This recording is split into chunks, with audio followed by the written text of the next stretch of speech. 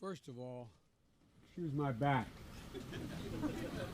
You're doing a hell of a job. No, you really, really are. And I just met in another room with the bosses.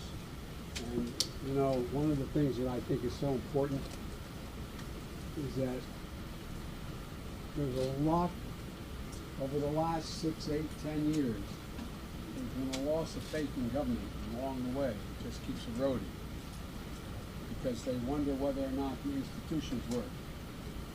When you're coordinating all these institutions, people understand exactly what's going on. They look on the television or they're in the middle of the eye of the storm, and they wonder, can we make it work? Can we coordinate it? And all they're doing is you are reinforcing people's faith in the institutions, that everything, that's not how I think about it, institutions, but in can it work? Government's here to serve me, is it working? And you're busting your neck. And a lot of people out there on the line are risking their lives. Thank you, thank you, thank you. Okay, now I'm supposed to speak. Well, folks, I'm here at FEMA headquarters to thank Homeland Security Secretary Mayorkas, Commandant of the Coast Guard, Fagan, and the Commanding General of the Army Corps of Engineers, Lieutenant General Spellman, and the FEMA administrator who's become the MVP here these days. I spent a lot of time in this room, Griswold of FEMA and the entire workforce, and many other federal agencies that are working together here. You know, they're always going to be above and beyond the running toward danger and to save lives. Most people want to run away from it. These guys run toward it. And it really matters. And they're helping survivors that are really in desperate need. And that's what we're doing as we focus on delivering help to the people directly impacted by Hurricane Ian. I'm going to use this. It made landfall yesterday, and it is still moving across the state today. This could be the deadliest hurricane in Florida's history. The numbers are still unclear, but we're hearing early reports of what may be substantial loss of life. And parenthetically, I should note I've spoken with the governors and the mayors and the commissioners. I've been on the phone with the governor this morning. I spoke with the commissioners and mayors, and they are worried, but every one of them are telling me what an incredible job is being done to save their cities, their towns, their counties, their ports, their bridges, etc. And in the face of serious danger, search and rescue operations got underway before dawn this morning for people stranded and who are in desperate shape. Water rescue is critical. Coast Guard deployed 16 rescue helicopters, 6 fixed-wing aircraft, and 18 rescue boats and crews. That's just one element of the many federal search and rescue teams that the pre-staged in Florida. And the governor talked about how impressed he was with what the Coast Guard is doing this morning. These are dangerous missions, and I'm grateful for the brave women and men in federal, state, and local governments working as one team, risking their lives to save others. And we're going to learn a lot more in the coming hours. But we know many families are hurting. Many are hurting today. And our entire country hurts with them because it's been all over the country. We've seen so many crises. But in Florida today is the epicenter. We're continuing to see deadly rainfall, catastrophic storm surges, roads and homes flooded. We're seeing millions of people without power and thousands hunkered down in schools and community centers. They're wondering what's going to be left. What's going to be left when they get to go home, quote unquote home, or even if they have a home to go to. Some of the folks have been through this before, but that doesn't make it any easier. Actually makes the anxiety even higher in my view. My message to the people of Florida and to the country is at times like this, America comes together. We're going to pull together as one team, as one America. First thing this morning is when I talked to Governor DeSantis and again offered the fullest federal support. Earlier this week, I approved his request for the pre-landfall emergency declaration to provide direct federal assistance to the state for emergency protective measures to save lives, including search and rescue and shelter and food. Early this morning, I approved the governor's most recent request for the expedited major disaster declaration. That means the federal government will cover 100% of the cost to clear debris and for all the costs that the state has to engage in and expend to save lives. The federal government will also cover a majority of the cost of rebuilding public buildings like schools and state fire stations. And folks in Florida who have destroyed or damaged homes, you don't have enough insurance. It means the federal government will provide individual assistance of $37,900 for home repairs, another $37,900 for lost property, for everything from automobile to a lost wedding ring. That's what we mean by lost property. I've also spoken with mayors across the state, both Republican and Democrat, and I've told them the same thing. We are here. Whether you need, and whatever you need, I indicated to call me directly at the White House. They know how to do that. We're going to do everything we can to provide whatever they need. We've dispatched over 1,000 FEMA personnel and prepositioned major federal capacities and capabilities and supplies. That includes millions of liters of water, millions of meals, and hundreds of generators. I deployed dozens of search and rescue teams, along with high water vehicles and rescue helicopters to help get survivors to safety. Thousands of National Guard members have been activated. And in my direction, the Department of Defense is providing surge capacity on multiple fronts in support of FEMA's efforts. I also want to say again to everyone in Ian's path, the danger is real, to state the obvious. Please obey all warnings and directions from emergency officials. And while the water is receding, don't go outside unless you absolutely have to. It's risky for you, and it impedes first responders from doing their job. I also want to say again to the oil and gas executives, do not use this storm as an excuse to raise gasoline prices or gouge the American public. The price of oil has dropped in recent weeks. The price of gas should be going down as rapidly. It's not. My experts inform me the production of only about 160,000 barrels a day has been impacted by this storm. That's less than 2% of our country's daily production. Its small and temporary impact on oil production provides no excuse for price increases at the pump, period. If a gas station companies try to use this storm to raise prices, I'm going to ask officials to look into whether or not price gouging is going on. America is watching, and the industry should do the right thing. I expect them to do the right thing.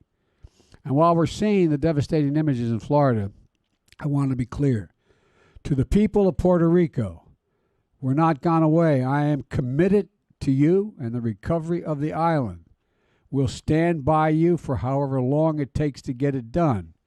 I know the folks here at FEMA and across the federal government are working nonstop around the clock. That's why finally, I want to thank the first responders, the National Guard, the Coast Guard, service members, and the search and rescue personnel who are working to get people to safety and to restore power, water, and phone lines. And I want to thank everyone here at FEMA and other federal personnel.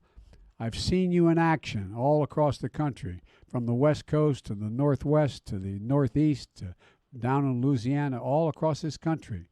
And just in the last 2 weeks, you've been working 24/7. No matter what and when emergencies happen, FEMA is always there. You deserve the nation's gratitude and full support. And right now, if you're in the National Guard and you get called up, you can still keep your job. But if you're in a FEMA reserve, that's not the case. That's why early this morning, I signed into law the Bipartisan Crew Act, championed in the Senate by Gary Peters and Rob Portman, in the House by Dina Titus and John Katko. And we signed it. That law will ensure that FEMA reservists have job protection just like military reservists. So when you're called up to help with a disaster, you can now focus on that mission without worrying you might lose your job, your day job, or receive some other penalty at work because of this national service. That's what the CREW Act guarantees. And it's going to help people become more civilian, gain more civilian reservists out there. And it's going to make FEMA stronger. It's going to make America stronger. That's who we are. Every time disaster strikes, emergency crews from all over the country, from across the federal government show up to help like they're doing right now in Florida. That's America. A country of women and men willing to serve, willing to leave their own families to help a stranger's family. Everyone hard at work in Florida right now deserves our thanks. And when the conditions allow it, I'm going to be going to Florida to thank them personally so we don't get in the way.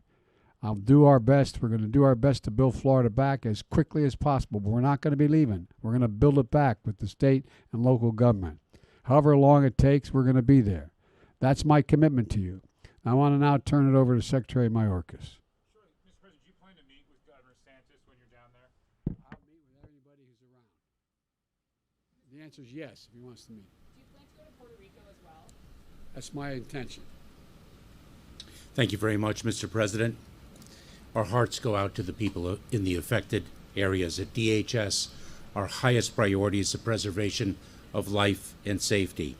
DHS is working with our federal, state, local, and non-governmental partners to support the needs of the areas that are and may be impacted by Hurricane Ian. I want to thank the President for his leadership in signing the major disaster declaration that unlocks critical assistance to help jumpstart impacted Floridians' road to recovery. FEMA and the United States Coast Guard are focused on life-saving and life-sustaining response operations, and we are launching the recovery mission. The Coast Guard has completed extensive preparations in advance of Hurricane Ian to minimize impacts to maritime commerce, ensure public safety, and position ourselves for a rapid response. Currently, the Coast Guard has aircraft, cutters, flood response assets, and response personnel staged throughout Florida ready for immediate deployment. FEMA has teams in place who are ready to help those who need it most. We have thousands of our personnel deployed throughout the Department of Homeland Security, not only from FEMA and the United States Coast Guard, but also from our Cybersecurity and Infrastructure Security Agency and from TSA.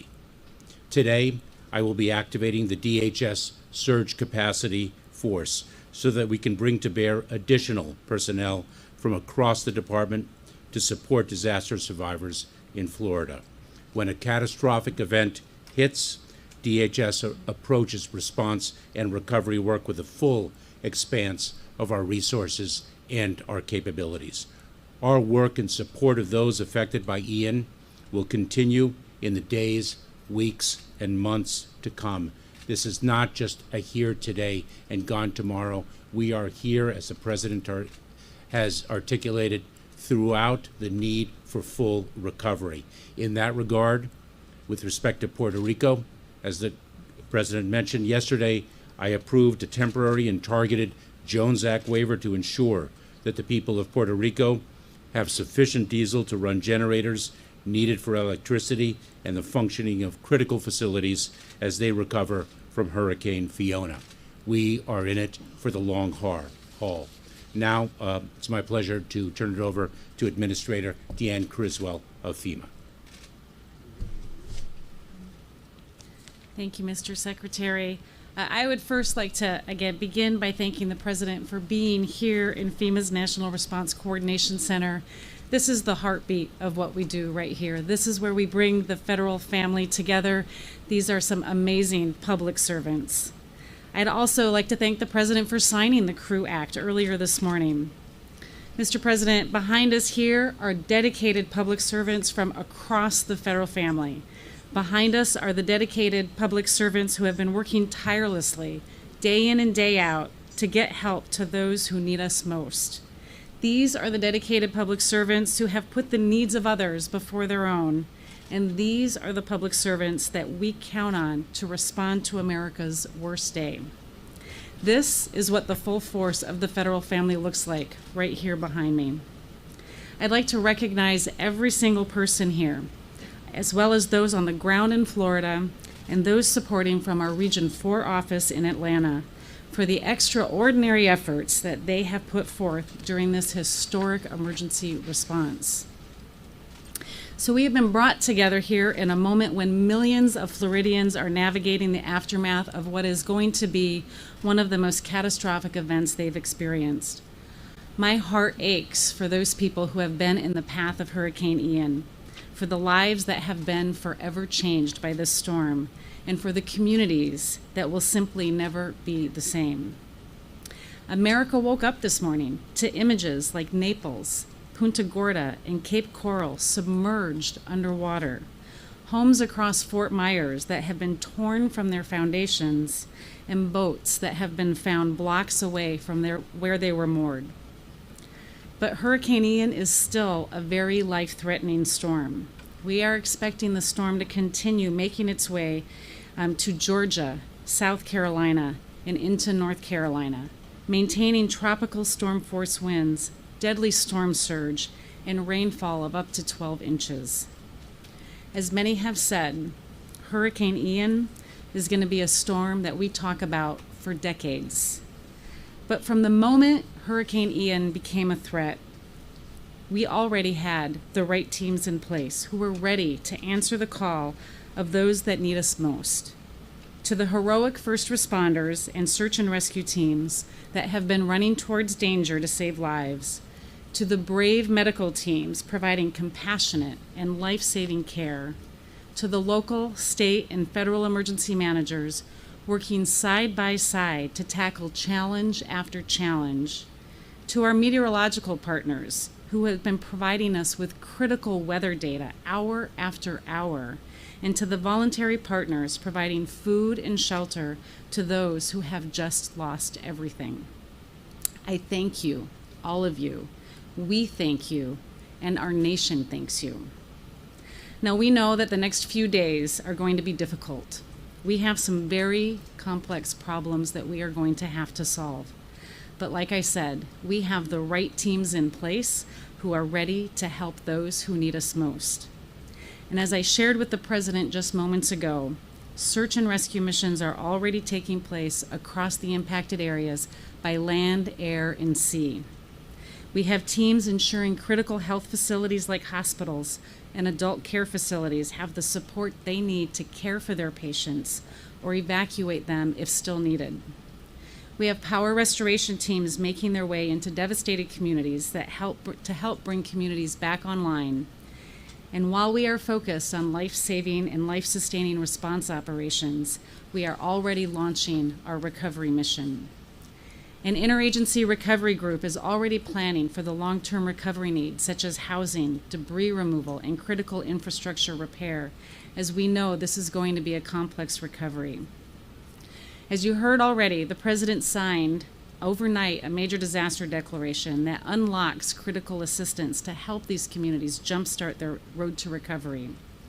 Individuals and families right now in Charlotte, Collier, DeSoto, Hardy, Hillsborough, Lee, Manatee, Pinellas, and Sarasota, they can now register for assistance and begin their recovery process. You can register by visiting disasterassistance.gov, through our FEMA app, or by calling 1-800-621-FEMA, 1-800-621-3362. And now that the sun is up and we are continuing to do our assessments, we will add more counties for individual assistance. The next few days, they're going to be difficult. We have some very complex problems to solve. But like I said, we have the right teams in place who are ready to help those who need us most. And regardless of how bad it is, I commit to everyone here today that FEMA and our partners across the federal, state, and local levels remain ready and prepared to help these communities in their greatest time of need. Thank you. Let me add one more thing. We didn't mention the Red Cross. The Red Cross is there. They're always there. They stepped up, and they continue to step up. So I want to thank them as well. Thank you. President, how would you describe your relationship and your conversation with Governor DeSantis? It's totally irrelevant, but I'll answer it, okay? In fact, very fine. He complimented me. He thanked me for the immediate response we had. He told me how much he appreciated it, said he was extremely happy with what was going on. This is not about whether anything having to do with our disagreements politically. This is about saving people's lives, homes, and businesses. That's what this is about. And so I've talked to him 4 or 5 times already. And it's not a matter of my disagreements with him on other items. Do you hold Russia responsible for the rupture of the Nord Stream pipeline? Let's stick with this, okay? We need more money for international issues. There's a lot of important international issues, but we're here to talk about America. Well, we have Okay, thank you. Money from Congress. Thank you. Mr. President.